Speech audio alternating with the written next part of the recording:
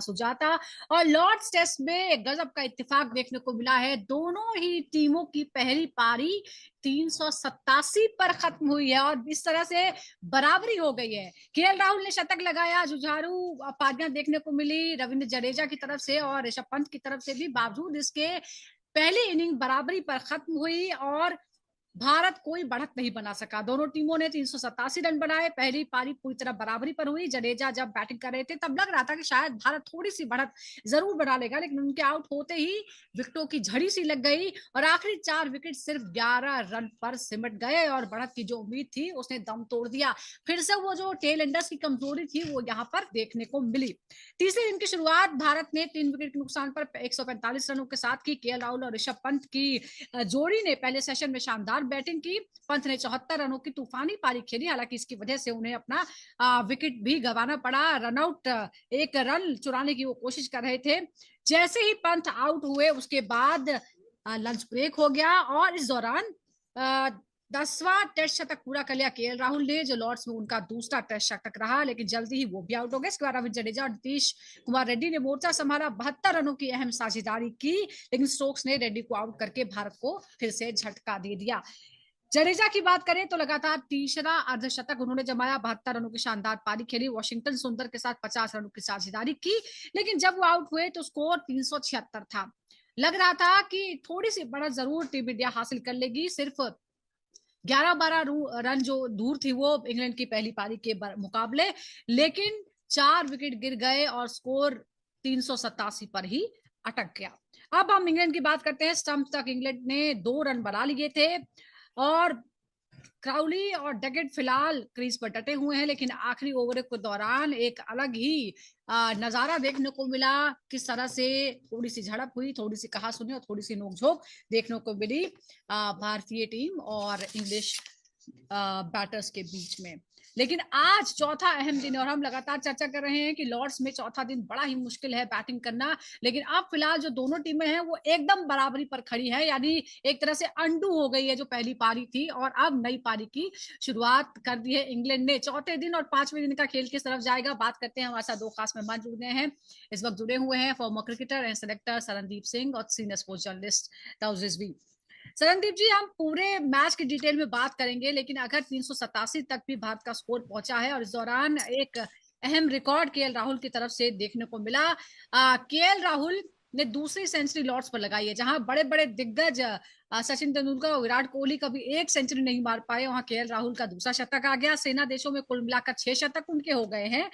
जो हाल का प्रदर्शन रहा है केएल राहुल का, आपको लगता है कि जिस तरह से उनको क्रिटिसिज्म झेलना पड़ा या उनकी जगह भी पक्की है नहीं है, बड़े तरह के कई बार सवाल उठते हैं, क्या आपको लगता है कि वो सारे सवाल जो हैं उनका जवाब देने के लिए ये पारी कितनी अहम है? हाँ जी, बिल्कुल। देखिए, बहुत ही अहम पारी थी यहाँ पे केएल राहुल का, वो शतक जो उन्होंने बनाया वहां पे, क्योंकि वो शतक ही जो था वो कहीं ना कहीं भारत को 387 के पास ले गया, क्योंकि उनको बड़ी खूबसूरती से कंट्रीब्यूट किया। उनके साथ आके ऋषभ पंत ने जो ओवरनाइट उनके साथ बैटर से वेरी फर्स्ट बॉल से उन्होंने चार्ज करना शुरू कर दिया, इंग्लैंड गेंदबाजों को सेटल नहीं होने दिया उन्होंने, तो वो एक अच्छी चीज हुई है। रविंद्र जडेजा, एक ये जैसे ये खिलाड़ी आके साझेदारी करता है, ये बड़ी बड़ी पारियां खेलता है। ये जो हम 387 के पास पहुंचे, ये रविंद्र जडेजा की मदद की वजह से ही पहुंचे। कौन पिछले टेस्ट मैच में रन बनाए तो हम टेस्ट मैच जीते। इस टेस्ट मैच में देखिए, अगर वो रन नहीं बनाते तो शायद कहीं ना कहीं जो बढ़त थी वो इंग्लैंड के पास ज्यादा हो जाती। अभी वो ऐसा चीजें नहीं हुई। अभी दोनों टीमें बराबरी पे हैं। और जो सवाल आपने उसकी सिलेक्शन का किया था केएल राहुल का, कि बड़े समय से हो रहा था, वो कहीं ना कहीं टीम मैनेजमेंट की गलतियां होती हैं। भी आपको, अगर आपने ओपनर से नहीं पता, अगर कंसिस्टेंटली ओपन कर रहा है ऑस्ट्रेलिया में, तो उसके बाद भी इंग्लैंड टूर आने से पहले इतनी सारी बातें कि कौन ओपन कर सकता है, कहाँ पे केएल राहुल बल्लेबाजी करेंगे, तो ये कहाँ, ये केएल राहुल को आप मुश्किल में डाल रहे हैं। जो शुरू से टेस्ट मैच डेब्यू में ओपन की, वनडे में ओपनर की, और वो है ही ओपनर, तो ओपनर ओपनर की जगह ही खेलेगा आके। आप उनको ज्यादा कंफ्यूज करते हैं बैटिंग ऑर्डर को ऊपर नीचे लेके, अदरवाइज वो उनका नंबर है, उसी में बल्लेबाजी करके आपको देखिए आज कंसिस्टेंटली ओपनर्स में से जयसवाल नहीं तो केएल राहुल 100 बनाते हैं और भारत एक मजबूत स्थिति में आज भी खड़ी है। बिल्कुल, एब्सोल्युटली। और उनका साथ जो दिया ऋषभ पंत कितने जुझारू हैं ये पता चलता है कि एक तो हम उनका रिकॉर्ड जानते हैं, उनका बैकग्राउंड जानते हैं, कितने स्ट्रगल उन्होंने किए पर्सनल लेवल पर, किस तरह से उन्होंने बाउंस बैक किया है। अभी भी उंगली में चोट लगी हुई थी, उसके बावजूद वो आए और जिस तरह से आपने कहा कि पूरी तरह से प्रेशर जो है वो अपने ऊपर कभी आने नहीं दिया उन्होंने। 74 रनों की शानदार पारी खेली था उन्होंने। क्या ये दिखाता है कि पंत जो है उनका एक्स फैक्टर ये है कि किसी भी तरह का प्रेशर हो, उनका जो खेलने का तरीका है वो नहीं बदलता। नहीं, definitely Rishabh Pant was superb in his knock last night. I mean injured तो हो गए थे ऑब्वियसली, हल्का सा इंजरी हुई थी जिसकी वजह से ध्रुव जुरेल आ गए थे कीपिंग करने, बट उन्होंने गिव अप नहीं किया, उन्होंने जाके बैटिंग की वहां पर। ध्रुव जुरेल अच्छी कीपिंग करते रहे, उन्होंने जाके बैटिंग की, नेट्स में थ्रू डाउन सेशन लिए। उनका गेम है ना पूरा बिलीफ के ऊपर है। और जिस तरह से वो अप्रोच करते हैं गेम को, आई मीन आप देखें लाइफ थ्रेटनिंग इंजरी जो हुई थी, एक्सीडेंट हुआ था, जो जिस तरह से कमबैक किया, फिर कल का इनिंग एक अनदर बड़ा एग्जाम्पल है कि उन्होंने पूरा पारी संभाली विद केएल राहुल। अनफॉर्चुनेट है कि 3 फिगर मार्क नहीं कर पाए, हाफ सेंचुरी हो पाई, कुड हैव गॉन। अगर वो भी केएल राहुल की तरह डटे रहते, वो आगे बढ़ जाते, 387 से ज्यादा हो जाता शायद टोटल टीम इंडिया का। और जिस तरह से पूरा टीम इंडिया का अप्रोच रहा है, I think they should be all praise for their batting, क्योंकि आसान नहीं है बल्लेबाजी करना इंग्लैंड में, खासतौर पे लॉर्ड्स में। और जोफ्रा आर्चर जिस तरह से डाल रहे हैं पेस के साथ, आसान नहीं है, और बहुत धीरे धीरे विकेट खुलती जा रही। तो ओवरऑल मैं कहूंगा कि पाजी ने कहा था एक चीज, एक पॉइंट, की भाई केएल राहुल को ऊपर नीचे उनको अपना पता नहीं था कि एग्जैक्टली गोल्स कहाँ बल्लेबाजी करनी है।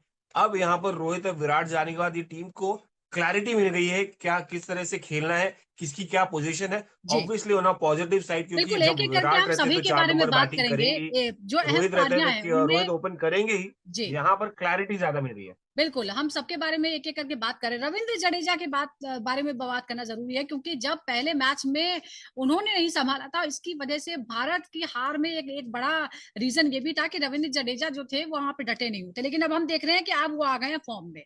बहुत ही शांत अंदाज में 72 रन बनाए, रेड्डी के साथ अहम साझेदारी की। आप संदीप जी, आप क्या मानते हैं, ये जो 72 रनों की जडेजा की पारी थी और जिस तरह से पारी को उन्होंने संभाला, आपको लगता है कि इसने एक तरह से भारत को मुश्किल में पड़ने से बचा लिया है, वरना हम शायद ट्रेल कर रहे होते? जी बिल्कुल, डेफिनेटली रविंद्र जडेजा, और पहली बार नहीं है, बहुत सालों से, अगर लगातार 3-4 साल पुराने रिकॉर्ड्स अब देखें, तो जब जब भारत को जरूरत पड़ी है, रविंद्र जडेजा ने ही निकाला। खाली टेस्ट मैचेस नहीं, ओडीआईज में भी ये नंबर 4 पे बल्लेबाजी करने आए हैं बहुत जगह जाके। तो ये एक अच्छा साइन है कि आपके लोड और रन बना रहे हैं। बट रन देखिए इसलिए बन रहे हैं, भारतीय टीम थोड़ा हैवी इस टाइम अच्छा लग रही है कि इंग्लैंड का जो गेंदबाजी अटैक है वो इतना ज्यादा कमजोर है कि वो किसी भी टीम को बीट नहीं कर सकते। आज अगर आप जिम्बाब्वे भी सामने खेल रहे हो ना, तो वो भी इनके सामने 300-400 रन लगा सकते हैं। क्योंकि अगर आप देखें, दो जेन्युइन फास्ट बॉलर के साथ ही खेल रहे हैं, ब्रेंडन कर्स और उसके बाद जोफ्रा आर्चर। क्रिस वोक्स उनका पूरा करियर उठाएंगे तो वो एक ऐसे ऑलराउंडर की तरह आए हैं। Ben Stokes as a allrounder. Shoaib Bashir, अब वो है कि नहीं है, वो उतना उनको फर्क नहीं पड़ रहा कि उतनी गेंदबाजी में वो बाइट नहीं है, वो टर्न नहीं हो रहा, वो मुश्किल नहीं कर रहे, वो कंसिस्टेंसी नहीं उनके पास कि वो भारतीय बल्लेबाजों को तंग कर सके। इसलिए जो है कि मैंने कल भी कहा था कि 387 बनाए जरूर है, भारतीय बल्लेबाज इजीली इसको चेस करेंगे। इंग्लैंड के पास वो गेंदबाजी नहीं है, वो बिग टाइम स्ट्रगल कर रही है। यहाँ भी जब जो सेकंड इनिंग्स का गेम आएगा, सिर्फ और सिर्फ उनकी बल्लेबाजी पे ये गेम बचेगा, अगर इंग्लैंड बचा पाई तो। लेकिन ये जो इत्तेफाक हुआ है ताउस, क्या आपने कभी, आपको याद है कि इस तरह से एक ही स्कोर पर जो है एक पारी खत्म हो गई 387 का? और एक और बात है कि ये, इसे हम क्या समझेंगे? 387 का स्कोर हासिल कर लेना, ये दिखाता है कि भारत ने एक तरह से वापसी कर ली, वो कमजोर हो सकता था, या फिर ये कमजोरी है कि हम लीड हासिल नहीं कर पाए इतनी लंबी बैटिंग लाइनअप होने के बावजूद? नहीं नहीं नहीं नहीं, मैं बिल्कुल सी, लीड तो हासिल कर सकते थे अगर पंत होते, but again I think it's still a victory. ये जीत है टीम इंडिया की बल्लेबाजी की, जिस तरह से उन्होंने गेम किया है, ग्राइंड किया है रविंद्र जडेजा ने, या ऋषभ पंत ने अपना बिलीव दिखाया, या केएल राहुल ने अपना क्लास दिखाया। देखिए eight the end of the day 387 was not an easy total two chase, first innings का खास करके। They could have taken the lead definitely, वो तो आइसिंग ऑन द केक होता, मगर बराबरी करके बताया कि भाई हमारी टीम कमजोर नहीं है विराट और रोहित के जाने के बाद। ये दर्शाता है, स्पेशली पहले टेस्ट हारने के बाद फिर दूसरा जीतने के बाद तीसरे में, ये स्टेटमेंट है एक्चुअली कि भाई हमारी टीम मजबूत है अभी भी। It's not just flash in the pan या सडनली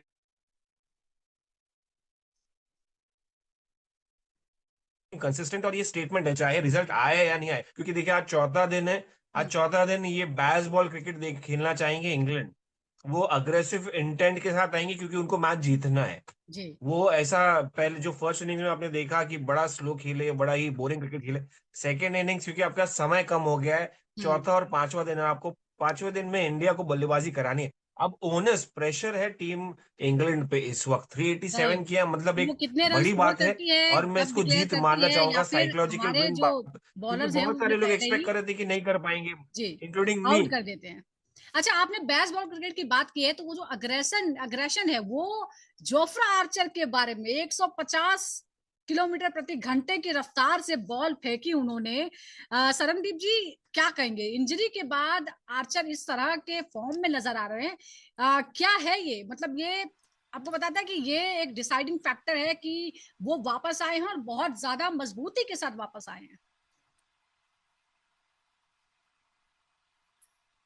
देखिए, जब भी एक तेज गेंदबाज टेस्ट क्रिकेट में वापसी करता है तो जो उसका जो ट्रेनिंग प्रोग्राम्स होते हैं, जो उनके जो एकेडमीज में जाके जो उनको फिजियोथेरेपिस्ट सब उनको मॉनिटर कर रहे हैं, वो एकदम परफेक्टली मॉनिटर करते हैं कि व्हेन ही कम बैक, जब वो वापस कर आए टेस्ट मैच क्रिकेट में, वो उतनी ही तेजी से गेंदबाजी करता हो। ऐसा नहीं लगना चाहिए कि वो बहुत जल्दी उनको आधे फिट थे और भेज दिया कि टेस्ट क्रिकेट में जरूरत है, तेज गेंदबाज नहीं है तो जाके गेंदबाजी करिए। नहीं, वो रन अप इतना स्मूथली भाग रहे हैं, एक्शन बेटर हो चुका है उनका, आगे से क्लोज टू द स्टंप डाल रहे हैं, विकेट टू विकेट गेंदबाजी ज्यादा करनी शुरू की। जहां पे उन्होंने देखा, हमने पहली इनिंग में यशस्वी जायसवाल को आउट किया, फिर करुण नायर को ट्रैप कर रहे थे, उसके बाद भी विकेट टेकिंग डिलीवरीज वो डालते जा रहे थे। और भारतीय बल्लेबाजों की किस्मत हम कह सकते हैं यहाँ पे अच्छी थी कि वो एज जो निक्स लगते थे वो नहीं लग रहे थे वहां पे। तो जोफ्रा आर्चर एक एज तो उनको जरूर मिला है, और हम्म। होपफुली सेकेंड इनिंग में भी हम देख सकते हैं कि अगर इंग्लैंड ने एक बड़ा टोटल खड़ा किया, अगर भारत को 200 250 रन 500 रन चेस करने को दिए, तो कहीं ना कहीं पांचवें दिन पे जोफ्रा आर्चर और मुश्किलें खड़ी कर सकते हैं।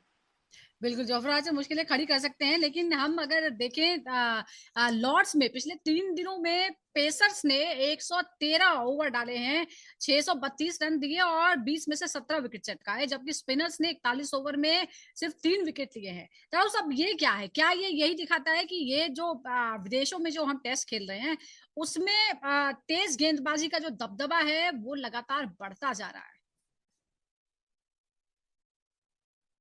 नहीं एग्जैक्टली exactly. देखिए इंग्लैंड है, अगेन आई मीन बार बार मैं दोहरा रहा हूँ, ये इंग्लैंड है eight the end of the day. यहाँ पर आपको स्पिनर्स का रोल बहुत कम रहेगा। जडेजा और वॉशिंगटन सुंदर भी इसलिए खेल रहे क्योंकि वो बल्लेबाजी कर लेते हैं, और ऑफ कोर्स जडेजा डिजर्व करते खेलना। और उसके अलावा शोएब बशीर का भी इतना कुछ खास इम्पैक्ट नहीं रहा है। आपको फास्ट दिखेंगे इम्पैक्ट क्रिएट करने के लिए, विकेट्स निकालने के लिए, क्योंकि एक तो विंडी कंडीशंस है, अगर आपको ग्रास नहीं मिली, क्योंकि ग्रास तो शेव ऑफ कर लिया उन्होंने, मगर विंडी कंडीशंस से फर्क पड़ जाता है, बॉल ज्यादा मूव होने लगती है, ज्यादा तेज निकलती है, और साथ साथ कैरी भी होती है स्लिप कॉर्डन में। तो कहीं ना कहीं फास्ट बॉलर्स का एक बड़ा रोल है, और खास करके अगर आप 140 डाल रहे हैं, जोफ्रा आर्चर जैसे या जसप्रीत बुमराह जैसे, लगातार हमारे पास बेस्ट पार्टी है कि अब पास जो 135 के ऊपर डाल सकते हैं, और हम्म। जिनके लिए विकेट कीपर पीछे रहता है, एक तो वर्क हॉर्स मोहम्मद सिराज जैसे वो, और आकाशदीप। कहीं ना कहीं नीतीश रेड्डी ने शुरुआत में अपना काम कर लिया, विकेट निकाली, उसके बाद आप देखिए रोल भी उनका खत्म हो गया, इतना कुछ खास डिपेंडेंट नहीं रहेंगे। हाँ शायद नया बॉल है तो आज शुरुआत करेंगे उनके साथ। लॉर्ड्स में विंडी कंडीशन रहेगी, सुबह में खासकर इम्पैक्ट होता है, मॉइस्चर होता है विकेट के ऊपर। हम्म। मगर आपने क्रिस वोक्स को देखा है तो विकेट कीपर जो है वो आगे खड़ा रह रहा है, मतलब उनके पास स्पेस नहीं है इतना आसानी से विकेट कीपर। तो एक जोफ्रा आर्चर है जो इम्पैक्ट ज्यादा क्रिएट करते हैं, 140 कैरी करते हैं। मगर अगेन फास्ट बॉलर्स की बात करें तो definitely it's England through out. Fast bowlers के लिए विकेट रहेगी, और वहां पर आपको स्पिनर्स कम देखने मिलेंगे। बिल्कुल, वो हाँ हम कहीं देख ना रहे कहीं हैं। अभी इम्पैक्ट तीसरा करने मैच वाले जो है उसकी भी एक रोल पारी प्ले खत्म हो करेंगे। चुकी है और हम वो जो है वो क्लियरली नजर आ रहा है। लेकिन सरनदीप जी, 376 से 387 के बीच 11 रन में 4 विकेट जिस तरह से भारत ने गंवाए हैं, क्या आपको लगता है कि यही टर्निंग पॉइंट साबित हो सकता है अगर इस मैच का नतीजा आता है तो? देखिए, नतीजा तो एनी हाउ आना ही आना है इस गेम के। अब तो गेम ऑन हो चुका है, ये जो इंग्लैंड इसे ड्रॉ करने के लिए खेल ही नहीं सकती। दो हम्म। दिन बल्लेबाजी आपको जसप्रीत बुमराह, मोहम्मद सिराज, आकाश जी के सामने आप कर ही नहीं पाएंगे बल्लेबाजी। आप तो जो पॉजिटिव इंटेंट है, जो क्रिकेट खेल सकते हैं, आप उसे खेलिए और एक टारगेट सेट कर सकते हैं 250 300 का भारत के सामने, कि ऐसा टारगेट कि भारत उसे चेस करने के लिए जाए। और हम्म। जहां पे बीच में जल्दी आउट है, कोलैप्स हुआ, वो होना ही था। रविंद्र जडेजा अगर जल्दी आउट होते हैं तो पीछे तो सारे, फिर देखिए गेंदबाज जो है, वो कितनी बल्लेबाजी कर सकते हो हमें भी पता है, वो उतना फर्क नहीं पड़ता। वॉशिंगटन सुंदर अच्छे बल्लेबाज है, नंबर 8 पे हैं, नीतीश रेड्डी उतने रन नहीं बना रहे थे, बट इस मैच में 30 बनाए, उन्होंने 24 बनाए। तो ये जो 50-60 रन इन्होंने जोड़े हैं वो कहीं ना कहीं आपको फायदा जरूर दे गए हैं। लेकिन लास्ट के 4 तो आप वैसे भी छोड़ दीजिए, उतना कुछ फर्क इंग्लैंड कंडीशन में उनको फर्क नहीं पड़ने वाला। मेन उनका काम गेंदबाजी करना है, वो कर रहे हैं। बल्लेबाज हमारे रन बना रहे हैं। अब इस मैच में आज के दिन पे दोनों टीमें बराबरी पे खड़ी हैं। जो पहले 3 सेशंस अच्छे खेल गया वो टेस्ट मैच उसकी तरफ ज्यादा दिखेगा हमको। बिल्कुल ये इंपॉर्टेंट है, लेकिन एक इस बीच जो बॉडी लैंग्वेज है, सेलिब्रेशन है, उसका भी जिक्र करना बहुत जरूरी है। और जो ध्यान खींचा गया, बेन स्टोक जिस तरह से सेलिब्रेट करते नजर आए, जिस तरह का अग्रेशन उन्होंने दिखाया जब पंत रन आउट हुए, ये क्या दिखाता है ताउस? क्या ये एक साइकोलॉजिकल बैटल की तरह था, जो वहां पर उनको लगता था कि ये जो एक दीवार है वो ढही है, तो ये बहुत बड़ी राहत है? देखिए ये टीम ये सीरीज है ना अभी धीरे धीरे एकदम गर्म होती जा रही है। तवे पे रख दिया ऐसा, क्योंकि आपने देखा है सिर्फ बेन स्टोक्स नहीं, बेन स्टोक्स तो obviously as a captain celebrate तो करेंगे ही, और वो आंखों में आंखें डाल के देखने वाली बात जो मैंने शुरुआत में की थी सीरीज के पहले, उसको डिनाई कर शुभमन गिल जिस तरह से अप्रोच कर रहे हैं, आखिर आखिर तक आप देखेंगे जी। जैक क्रॉली के साथ उनका जो पंगा हुआ, जिस तरह से उन्होंने स्लेज किया, जिस तरह से उन्होंने कहा कि भाई गट्स दिखाई अपने, यस। ये सीरीज एकदम ही नेक्स्ट लेवल पे जा रही है। तो हमको जो मिस कर रहे थे हम विराट कोहली को टीम इंडिया के लिए, या बेन स्टोक्स को, उनका नेचर ही है। Shubman Gill was completely a soft guy, somebody who was under study of Virat Kohli and Rohit Sharma. यहाँ पर मुझे वो ज्यादा सरप्राइजिंग लगा रादर देन बेन स्टोक, जो ऑब्वियसली है यार, इतने साल से जी। खेले, एक बड़े खिलाड़ी, उनको पता है how to go under the skin of cricket bowler batters. और बहुत ज्यादा इंपॉर्टेंट रहता है जब आप बड़ा लेवल खेले, अंडर द स्किन जाना, हम्म। लो स्लेज करना, एक तरीके से दिमाग बैट्समैन का डिस्ट्रैक्ट करने का एक तरीका होता है, और टीम को बॉक डाउन करने का, सामने वाली टीम का मोरल डाउन करने का वो एक तरीका होता है। जी। और जो शुभमन गिल का, वो मुझे ज्यादा प्रभावित लगा। आई am very impress by that, क्योंकि आज के दौर में देखिए जहां पर कॉन्फिडेंस लेके आते बैट्समैन, जहां पर बिलीफ लेके आते, आपको कहीं ना कहीं फाइन तो कटवानी पड़ेगी, आईसीसी के रूल के बाहर जाना पड़ेगा, और एंटरटेनिंग एक सिनेमा हो जाता है cricket at the end of the day. तो I am very impress with Shubman, although वो ज्यादा ओवर लाइन क्रॉस नहीं होनी चाहिए, नहीं तो कहीं ना कहीं डिस्ट्रैक्शन हो जाएगा, उनकी बैटिंग पे इम्पैक्ट हो जाएगा, मतलब लोग ज्यादा सवाल करेंगे उस पे, बिल्कुल। ना कि उनकी बैटिंग देखेंगे। तो कहीं ना कहीं I think it's a fun series. और हाँ, ये हीटेड मोमेंट्स आएंगे, और बहुत सारे आएंगे अभी दो अगले तीन कुछ दिनों टेस्ट मैचेस में। अच्छा, और एक और बात है संदीप जी, क्या आपको लगता है कि अब हम एक तरह से मान लें कि पहली पारी का तो कोई कोई वैल्यू रही नहीं है, तो अब जो गेम है वो चौथे दिन जो है वो पूरा दबाव जो होगा, दोनों ही टीमों पर सारा प्रेशर चौथे दिन ही होगा? जी बिल्कुल। देखिए अब ये जो गेम है ना ये ज्यादा साइकोलॉजिकल खेली जाएगी, क्योंकि अब ये कौन कितना मेंटली स्ट्रांग है और किस अप्रोच के साथ आज इंग्लैंड बल्लेबाज बल्लेबाजी करने आते हैं। जैक क्रॉली जिनका फॉर्म नहीं है, क्या वो अपना फॉर्म वापस ला सकते हैं? एक ऐसी इनिंग जरूर खेलना चाहेंगे, क्योंकि अगर वो रन बनाते हैं, वो तेजी से रन बनाते हैं ऊपर से, तो फिर क्या होता है, एक मोमेंटम सा सेट हो जाता है। जो हमने पहले टेस्ट में देखा 370 चेस कर दो इनको, कि ऊपर से रन बने, एक साझेदारी हुई, तो नीचे वालों के लिए चीजें आसान होती हैं। अगर ऊपर से जल्दी 2 विकेट गिरे तो कहीं ना कहीं इंग्लैंड टीम आज ही मैं देख रहा हूँ को बहुत बड़ी मुश्किल में आ जाएगी यहाँ पे। और जिस तरह से हमारा गेंदबाजी है, जसप्रीत बुमराह माहिर ऐसे इनिंग्स में गेंदबाजी करने के लिए, कहीं ना कहीं मोहम्मद सिराज और आकाशदीप को उनका साथ देना पड़ेगा। फिर ऐसा ना हो कि एक ही बॉलर विकेट ले रहा है और दूसरे उसके साथ विकेटलेस जा रहे हैं, वो चीजें नहीं होनी चाहिए। बिल्कुल। कंट्रीब्यूशन दोनों तरफ से होना चाहिए, प्रेशर दोनों तरफ से बनेगा, फिर जाके विकेटें गिरनी शुरू होती हैं। बिल्कुल, और आज क्या होगा यही बहुत इंपॉर्टेंट था। उस एक आखिरी सवाल ये है कि आप जब सीरीज जो है एक एक की बराबरी पर, आपको लगता है कि चौथे दिन में ही दरअसल टेस्ट हो, ये तय हो जाएगा कि लॉर्ड्स टेस्ट जो है उसका नतीजा किसके पक्ष में जा रहा है? मैं चौथे दिन तो नहीं, अगर पूरे दिन इंग्लैंड बैटिंग कर दी तो पांचवें दिन में ही समझ में आ जाएगा कि भाई हम चेस कर पाएंगे कि नहीं। सी अगेन मुश्किल है, देखिए आसान नहीं रहेगा टीम इंडिया के लिए कि भाई हम 250 के ऊपर भी अगर उन्होंने दे दिया टारगेट, तो हमारे लिए आसान नहीं रहेगा। मगर टीम इंडिया ने ऐसी जबरदस्त बैटिंग की है ना से फर्स्ट इनिंग में, कि वो एक बिलीफ सिस्टम है, वो सिर्फ टीम में नहीं है, वो फैंस में भी आ गया कि 387 भी रखोगे तो हम वो चेज करेंगे, वो बराबर कर लेंगे। और ये टीम के साथ जो जिनके पास विराट और रोहित नहीं है, बट अगेन मैं कहूंगा कि यार एक पांचवें दिन तक टेस्ट जाएगा, और हाँ। हमको आखिर तक पता नहीं चलेगा कि भाई कौन जीतने वाला है। That is the beauty that will be the beauty of test cricket की 5 दिन बिल्कुल, तक और टेस्ट लगातार क्रिकेट आप में भी इस एक तरह अच्छी का मोमेंट के लिए और हर रोमांच और इस तरह मोमेंट का हर सेशन एक अच्छा मनोरंजन मोमेंट जो रहेगा, है वो देखने को एक्साइटिंग मिल रहा रहेगा। है, ये बहुत इंटरेस्टिंग है। ये बेसबॉल का भी असर है और इंडियन टीम जिस तरह से खेल रही है उसका भी जाहिर तौर पर असर है। बहुत बहुत शुक्रिया आपका शरणदीप जी और ताऊ हमारे साथ जुड़ने के लिए। तो आज है लॉर्ड्स टेस्ट का चौथा दिन और बहुत दिलचस्प हो गया है मुकाबला, क्योंकि पहली पारी में दोनों ही टीमों ने बराबरी पर खत्म किया। इंग्लैंड इस वक्त बैटिंग कर रही है, 2 रन उसने बना लिए हैं और आज बेहद निर्णायक दिन होने वाला है, क्योंकि आज ये टेस्ट क्रिकेट जो है वो वनडे की फॉर्मेट में खेला जा सकता है। दोनों टीमों की कोशिश होगी सबसे पहले दबाव बनाने की। बहुत बहुत शुक्रिया दर्शकों का हमारे साथ जुड़ने के लिए। इसी तरह जुड़े रहिए क्रिकेट फुटिकटा के साथ। फिलहाल छोटे से ब्रेक के लिए।